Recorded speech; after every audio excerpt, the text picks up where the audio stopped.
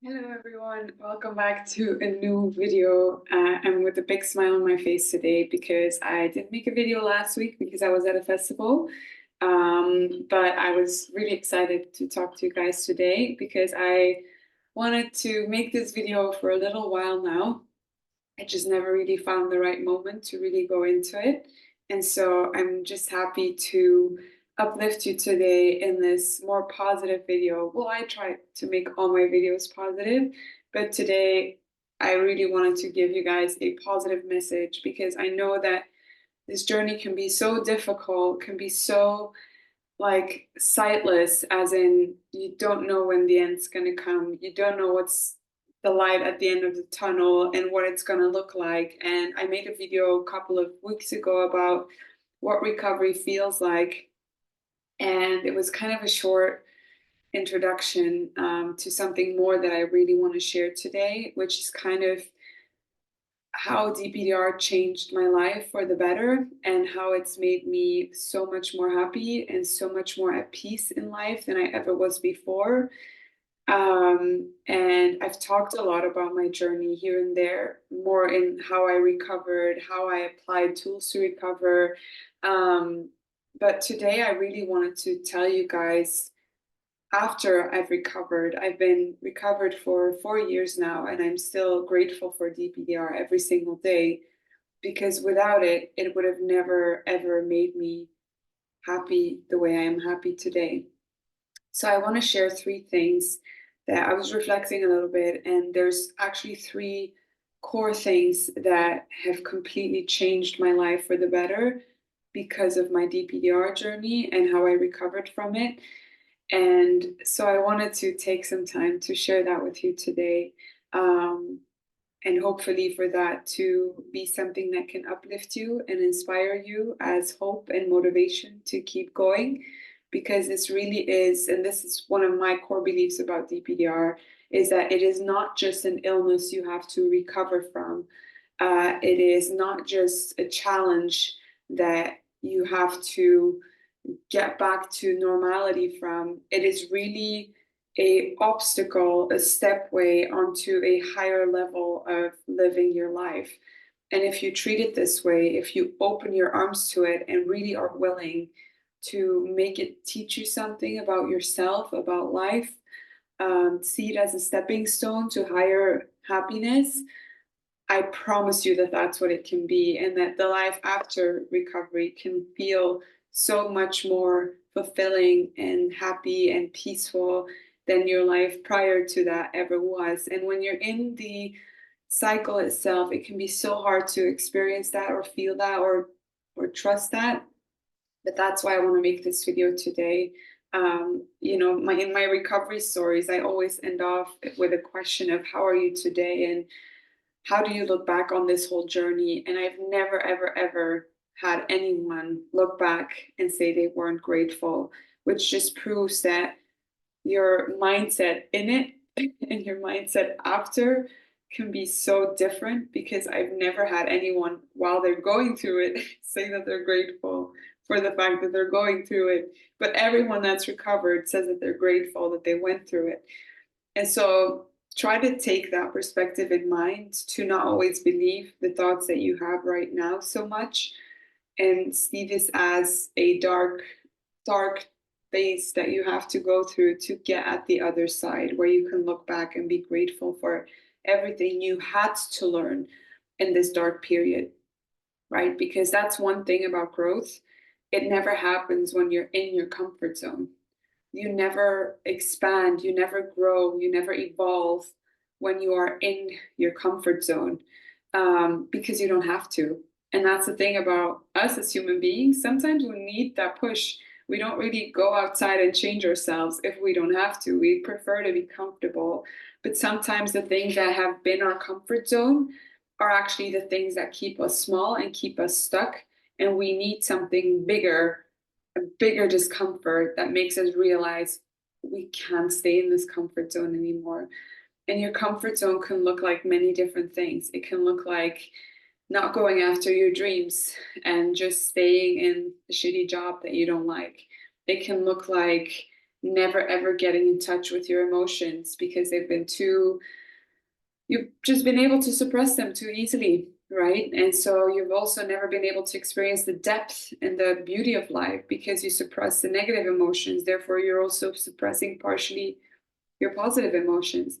It can look like staying in comfortable relationships to people that don't really care about you. You know, there's all these different things that we are not even aware of are keeping us small sometimes. And it's only until we actually need to look at the things that are not going well for us in our comfort zone because we're too uncomfortable that we actually go outside, we expand our knowledge, we sit with uncomfortable feelings, we face uncomfortable challenges, and therefore we get ourselves to a higher level of happiness and comfort, and or not comfort, happiness and peace and fulfillment. So what are these three things that I am talking about? The first thing that DPDR taught me that has changed my life forever is living from a place of surrender all the time. It's taught me how to let go. And more importantly, it has taught me that letting go is actually what 90% of the time gets me the outcome that I desire. The way I used to live my life prior to DPDR was I want something, so I'm going to do everything in my power to try and get it. I want to feel something, I'm going to try and feel it. I want to attract something, I'm going to do everything I can to control it.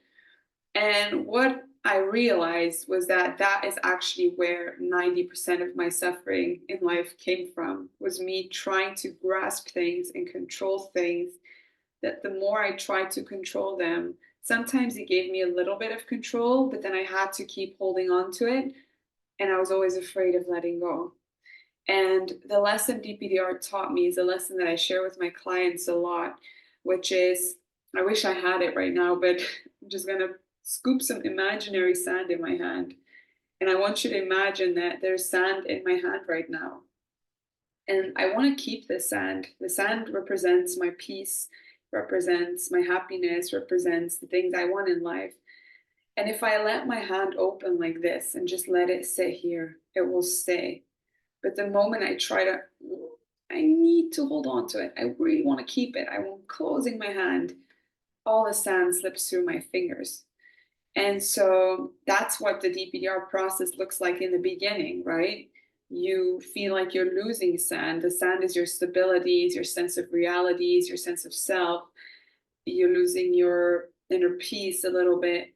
And the reaction that we have is we go, oh my God, no, I have to keep what's left. And we close our hand and we hold on to it, we hold on to it, and everything else slips through. And that's why resistance is so dangerous in your DPDR journey, because the more you try to force that connection or force that reality, the more it slips through your fingers. And so what made me recover was opening my hand again and saying, you know what? Whatever sand wants to come, whatever peace or reality wants to come, whatever fear wants to come, I'm going to let it come. I'm going to open my hand, and whatever wants to come can come, whatever wants to go can go. And through doing that, I realized that actually I was able to keep my peace and keep the things that I wanted in the first place. And so the rule that I have for myself now is whenever I notice myself going like this again with anything in life, for me now it doesn't look like DPDR anymore, but it can look like, what can it look like? It can look like daily stressors or anxieties that have nothing to do with DPDR, but just with the uncertainties of life, that I'm living life now from a place of letting my hand open. I let things come that need to come. I let things go that need to go. And I don't attach my sense of peace anymore to whatever is in my hand, but to the one holding the hand open.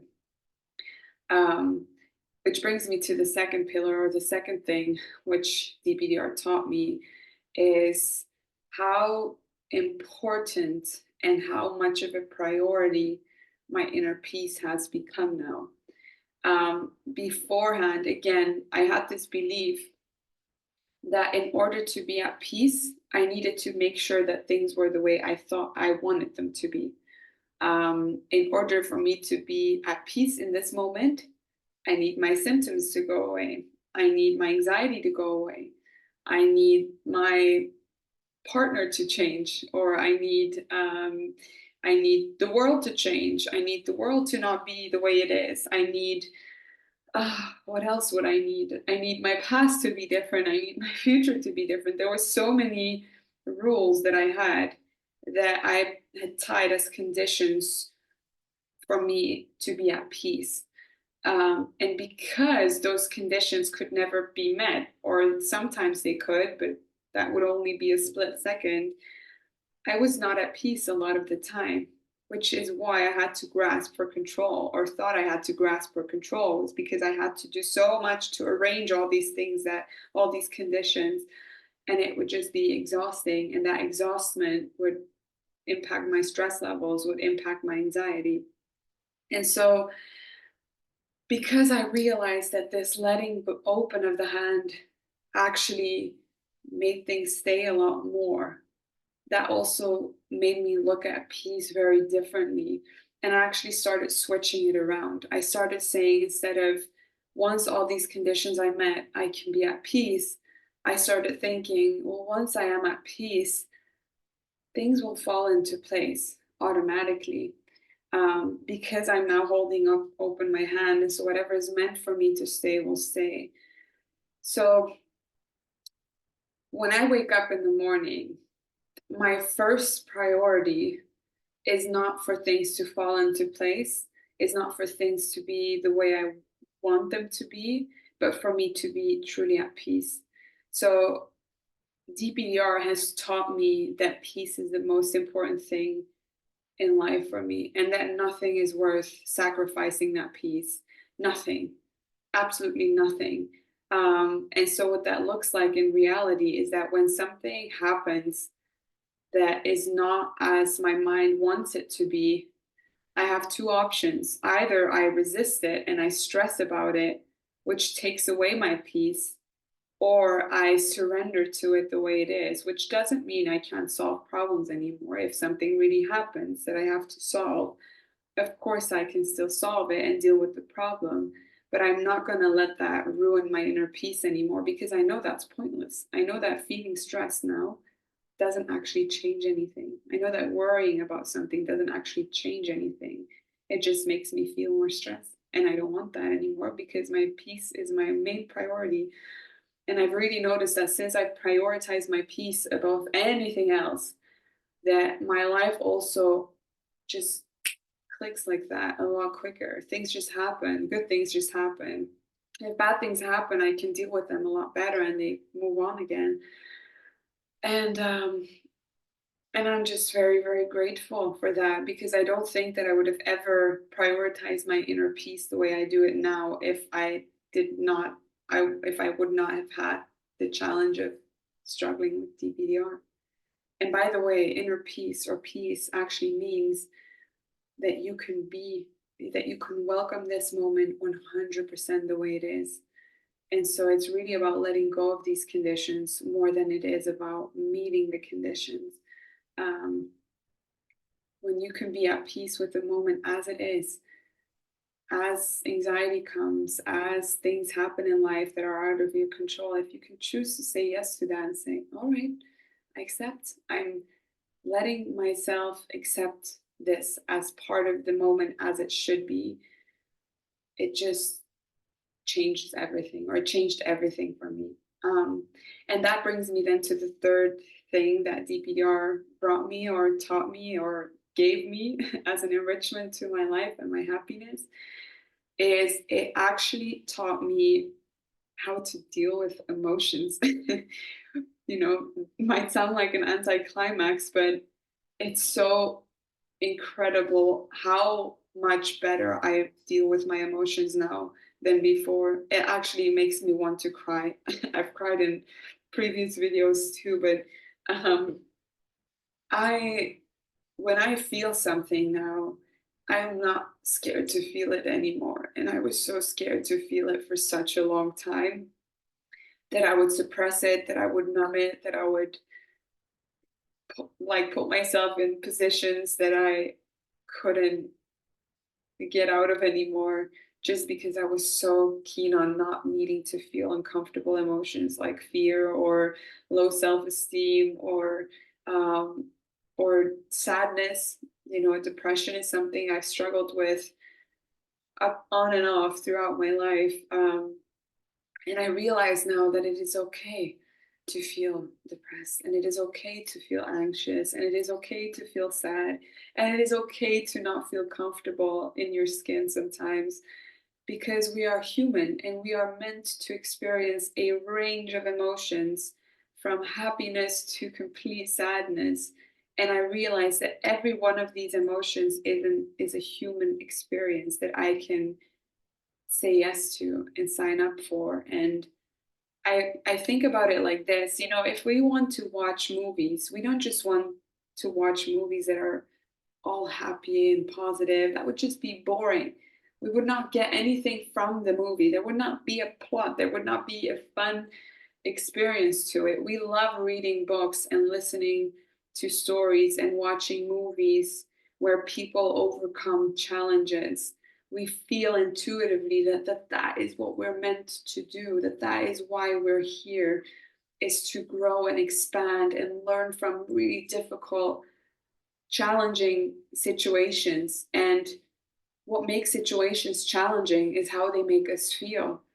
So if we're not signing up for feeling uncomfortable feelings in challenging situations, we are basically saying no to the whole point of life, which is to accept the whole range of emotions and show up for it and say yes to it and say, I'm going to feel this and I'm going to learn from this and I'm going to go through the darkness to come out at the other end, which is what happy endings are. Sometimes movies don't always have happy endings, but they can still be a full experience that we watch and say, wow, what a story, you know? And that's what life is. We're living a story, we're living our own story. And how boring would the story be if we would only want the story to have happy moments and happy emotions and peaceful emotions? That's not why we're here. As much as you want it to be, that's not why we're here. We're not just here to experience happiness and peace and easiness and comfort. We are just as much here to experience suffering and pain and sadness. And those emotions can become something so deep and so beautiful. And they've taught me to communicate with my inner child, which is where my difficult emotions come from. My sadness is my inner child not feeling seen, not feeling heard, feeling worried about the future. My anxiety is my inner child saying she doesn't feel safe. And it's because I've really let myself connect to her and go inwards and say, all right, darling, what are you trying to tell me? What do you need from me? It's not only made me feel my emotions better, it's actually made the connection with myself the number one connection that I have in life. Which is also why I prioritize my peace so much, is because I am the most important person for me, which isn't selfish, which isn't arrogant. It is smart. It is really smart. um, because it makes me pour into other people better too.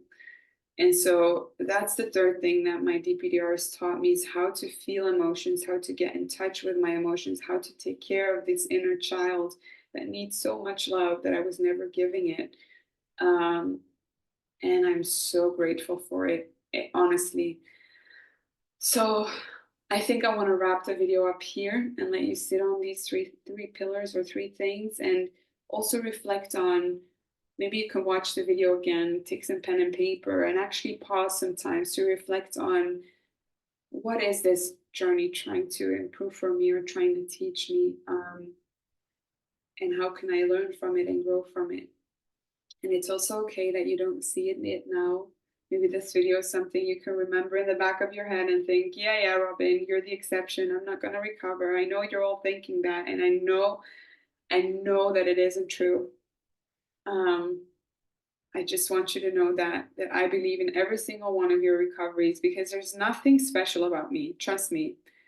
I mean, I have the same brain as you have. I have the same emotions as you have. There is nothing different about me or anyone else that you've seen in these recovery stories. We're all the same, and we're all going through an opportunity for growth. And yeah, I'll end it here because I can keep on blabbering. I want to thank you guys for watching, for coming on, for commenting, for liking my videos, for subscribing, for supporting me as well in what I do, because I honestly feel so happy and so grateful that I get to help you guys with this and that you listen to what I say. And I yeah, maybe that's the fourth thing that DPDR has given me, is this beautiful community of people that are all looking for meaning in their life and better healing and better relationship with themselves. And it's been an honor being able to witness that in all of you, whether it's my coaching clients that are watching, whether it's people that have taken my course that tune in with me and share their feedback with me, or in the recovery community, whether it's people commenting on my videos and just sharing how they're feeling and doing better. I appreciate you guys so much. Thank you for that. I hope you have a wonderful weekend. I hope you have a wonderful moment right now. Take a moment to be at peace with everything that you're feeling. And I see you guys next week. Bye.